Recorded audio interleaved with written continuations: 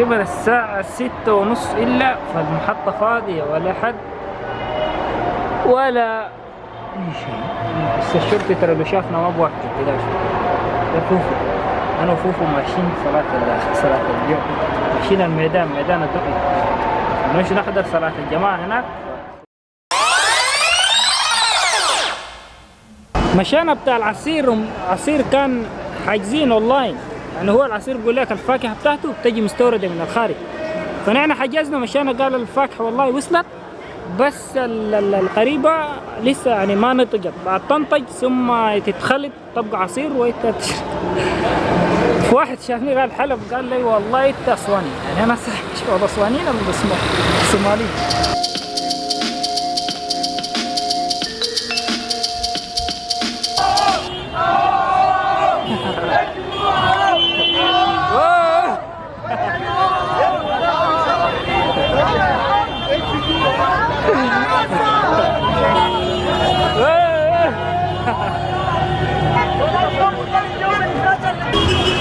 كل سنة يا اخواننا انتم طيبين، وان شاء الله كده يعني عيد مبارك علينا وعليكم.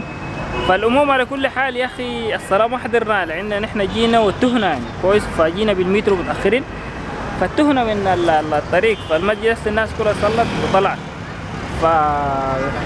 دكتور فوفو يا كل سنة انت طيب. وانت طيب يا اخي. ويا جماعة السلام عليكم، وربنا يحقق الاماني ان شاء الله، كل سنة طيبين، وربنا يصلح حال البلد يا رب، ونرجع ان شاء الله بعد العيد ان شاء الله.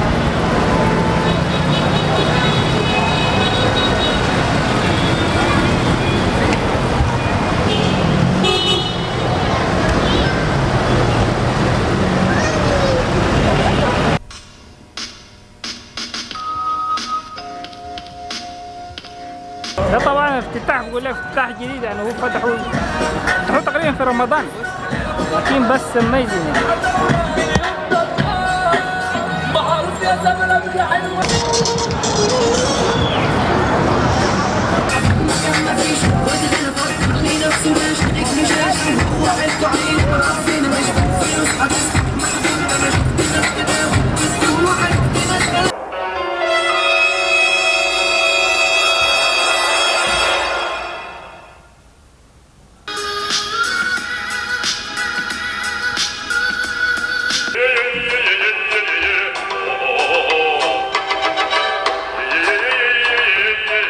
نكهة العيد وبنكهة هوا الكورنيش. طبعا المصريين عندهم يعني ميزة مختلفة في صحبة الكورنيش يوم العيد، طبعا من الأيام اللي هي أكثر تكون ازدحاما، فنحن هسي تقريبا هنا يعني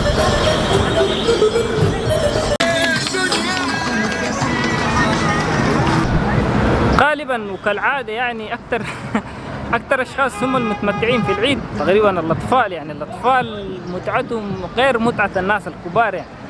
فنحن زمان الواحد بيتذكر زمن العيد، زمان نحن نكون صغار، فالواحد متعتك بتكون منبهر يعني، فما في طريقة من عود صغار، لكن نحاول ننبسط بقدر المستطاع يعني، فلازم انت تبسط نفسك بأي شكل كان، تحاول قدر المستطاع يعني. في كمان شوية نحن دايرين نركب القارب جوا، كم مركب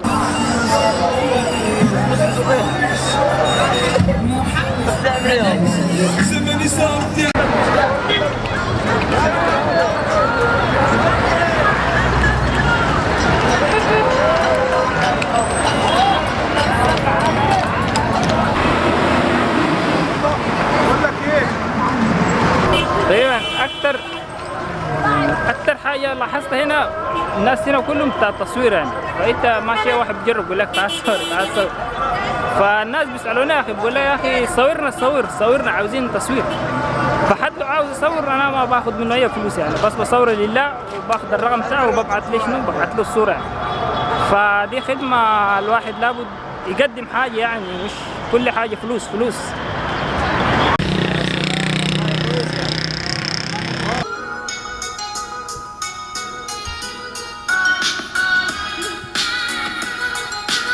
تحذر لنفسك لانه هنا فيري دينجرس. الواحد لازم يحاول يومي يعمل يطلع بفكره جديده.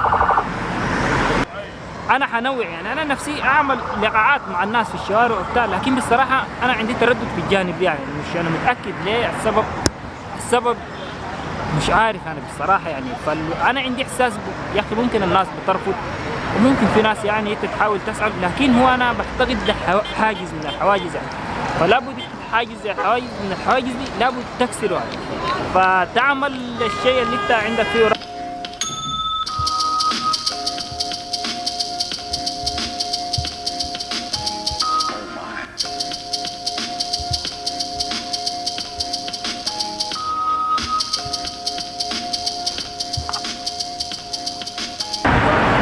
شوف انا بديكم سر يا اخوانا، انتوا عارفين ليه هسه شايفين نفسي كده يعني يدي ما قاعد تتحرك صح؟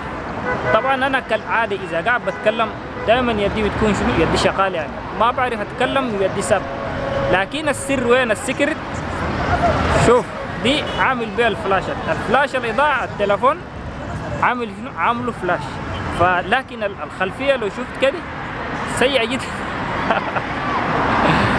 فسيئة جدا، لكن انا عامل الفلاش بتاع التليفون لو فويت في اي حته مثلا حته مظلمه او حته ما هي مضايق، ففي امكانك تستعمل شنو؟ بتستعمل الفلاش بتاع الموبايل يعني، اذا ممكن راكب في باص ولا راكب في اي هنا فبكون بساعدك يعني بتهلب. فدي من الافكار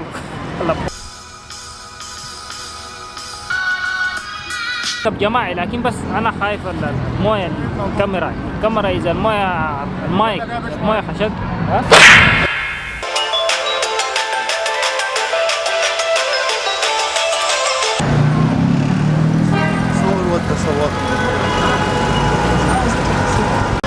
طبعا اخواننا كمان شكرا لكم اخواننا. طبعا ما تنسوا كمان دعمونا اخواننا باللايك وبالشير، وان شاء الله ونحن مستمرين اخواننا، مستمرين ما بنقصر.